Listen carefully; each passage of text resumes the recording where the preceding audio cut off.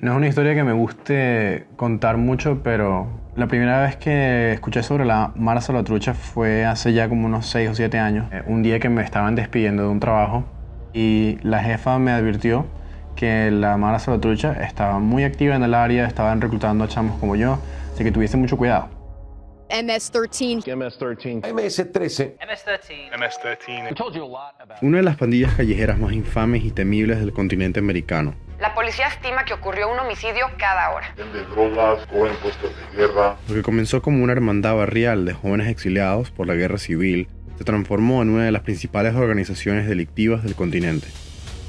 Había una pandilla certificada por National Geographic que era la pandilla más temida en cual todo aquel joven que se quiera ser pandillero debería de ser.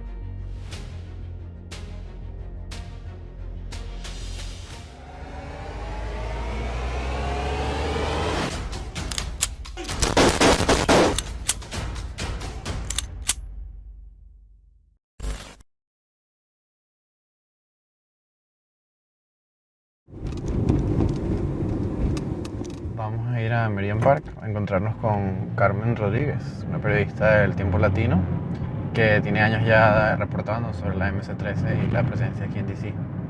Supuestamente es un sitio donde se han visto simbologías de la MS-13. La MS-13 o Mara Salvatrucha, como se le conoce también, inició en las calles de California en los años 80. Mara en El Salvador quiere decir grupo de personas, no necesariamente que son malas o que son delincuentes. Y Salvatrucha por salvadoreños. Y el número 13 se adoptó por la calle 13 de Los Ángeles. Hay muchas teorías conspirativas que dicen que inició en El Salvador, que de El Salvador la trajeron para Estados Unidos, pero en realidad inició en ese momento y no inició con el objetivo principal de cometer crímenes o cometer delitos o vincularse a los cárteles, sino que inició de la unión de salvadoreños y de algunos mexicanos que eran violentados por otros grupos que ya estaban establecidos en las calles de California. ¿En algún caso existe de alguien que haya sido obligado o forzado a unirse? Sí, hay muchísimos casos, tanto en El Salvador como aquí en Estados Unidos. En El Salvador o te unís o te morís. Mayormente en la costa este, en la zona de New York y New Jersey, han habido asesinatos de jóvenes que se negaron a unirse a la pandilla. 4 décadas después de su surgimiento, diferentes políticos ordenaron a las agencias federales trabajar de forma conjunta para erradicarla de los Estados Unidos, haciéndola su prioridad máxima. And whenever there has been a dramatic rise in youth crime, it has a terrifying face: organized gangs. Sin embargo, la MS-13 sigue estando presente en ciudades como Los Ángeles, Nueva York y Washington, D.C. El crimen ha crecido no solamente en el área de Washington, D.C., pero a nivel nacional. Esta es una, no quiero decir pandilla, pero un grupo criminal realmente que está acercándose más a los grupos más vulnerables. Yo tengo en Estados Unidos desde el 96 y estudié aquí en las escuelas de aquí en Maryland y ya estaban en las escuelas. Ya han pasado bastantes años y todavía siguen ahí, han crecido. Muchos de los crímenes que estamos viendo hoy en día son de gente joven. Ahorita vamos a hablar con el capitán Nick Picerno, que dirige la División de Investigaciones Especiales de las pandillas de esta región. Part of what gives gangs their ability to influence the community is because they try to impart the fear on communities that they're the only way you can get help and protection is through the gang. That law enforcement and the government can't help you, or certainly law enforcement can't help you because they're going to arrest you for being, undocumented. There's always going to be a concern that gang activity will ebb before it, and rise before it goes down. So hopefully we're not seeing the beginning of a larger trend. En años recientes, políticos como Donald Trump utilizaron a la amenaza de la MS-13 como un argumento para una política de inmigración más estricta, afirmando que la pandilla había llegado al país a través de la inmigración ilegal y que representaba una amenaza para la seguridad nacional. And we're going to destroy the vile criminal cartel MS-13. These are animals. They're coming into our country. We're getting them out. They come in again. We're getting them out.